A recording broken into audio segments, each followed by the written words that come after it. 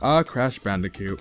He was one of the biggest video game mascots of the 90s and helped revolutionize 3D platforming with 3 successful games and a successful kart racing spin-off. Indeed, Naughty Dog did an amazing job handling the games, but as we rolled into the early 2000s, Naughty Dog lost the rights to Crash Bandicoot and decided to begin work on a brand new game franchise. So, what happened to Crash Bandicoot? Well, the franchise was given to a third-party developer known as Traveler's Tales in the year of 2000. At the time, Traveler's Tales were known for games like Rascal and this little gem right here.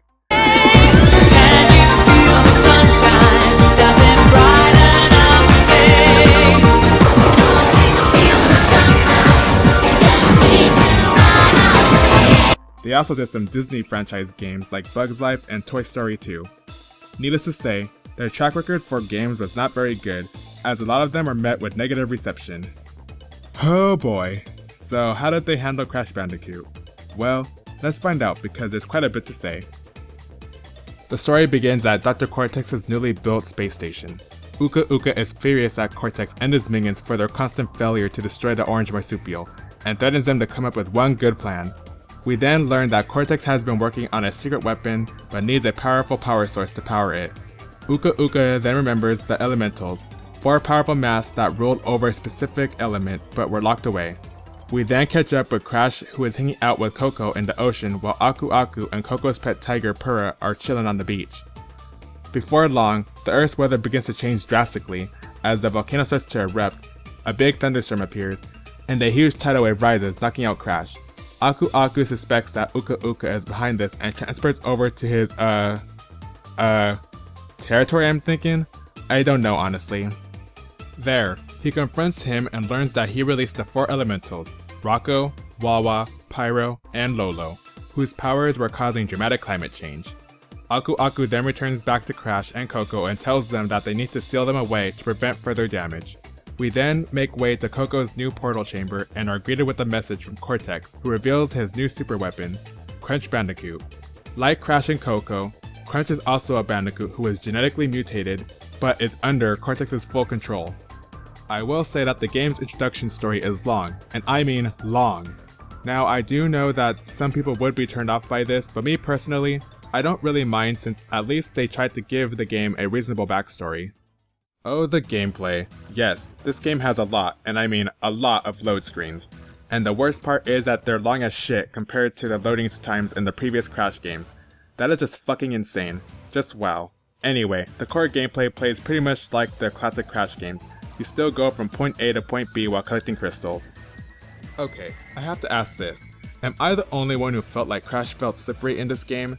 What I mean is that when it comes to jumping on certain platforms, Crash will sometimes slide off. I don't know if it's just me, but it made playing through the platforming levels a pain at times. It also feels like Crash moves a lot slower compared to the PS1 games. And man, don't get me started on the monkey bar segments. He moves so fucking slow. I don't understand why. I mean, in Crash Bandicoot 3, he moved pretty quickly, but here it takes forever to get to the other side. This is awful in the level of Gold Rush because there are so many monkey bar segments. Really? Okay, sorry about that, moving on. You can also play as Coco as well, and the slippery controls are just as bad with her. Other than that, her mechanics feel a little underwhelming compared to Crash. Sure, she has a stronger belly flopping stomp attack, but it doesn't do much, it only slows down the gameplay. Though I will say that it was cool to at least play her on platforming levels this time around for a change. And last, we have the return of the vehicles, which this game is riddled with. You have a plane, rolling ball, jeep, submarine, Coco scooter, spaceship, mecha robot, and so much more. Last time I checked, this was supposed to be a platforming game. I'm not saying that there shouldn't be vehicles in platform games, but this game has like 16 of them, and most of them control like garbage. I especially hated the submarine levels as it had some rather cheap enemy placements. Some of the enemies instantly appear out of fucking nowhere and you don't have time to react to them, which is fucking frustrating. The boss battles are pretty weak as well, nothing memorable at all. I still remember when I got stuck on the Wawa boss battle as a kid. I lost so many times that I gave up for 2 weeks, and the day I finally beat him was the day I got my teeth pulled at the dentist. Ah, good times. But still, these couple of boss battles were a disappointment. The only one that I thought was good was the final battle. Like Crash Bandicoot 3, gems and time relics make a return yet again, which still have the same old formula. Collecting 5 relics will grant you access to a hidden room. Yada yada yada, same drill and routine from Crash 3. After collecting all the gems, when you defeat the final boss again, you'll get to see a secret ending. Is it worth it?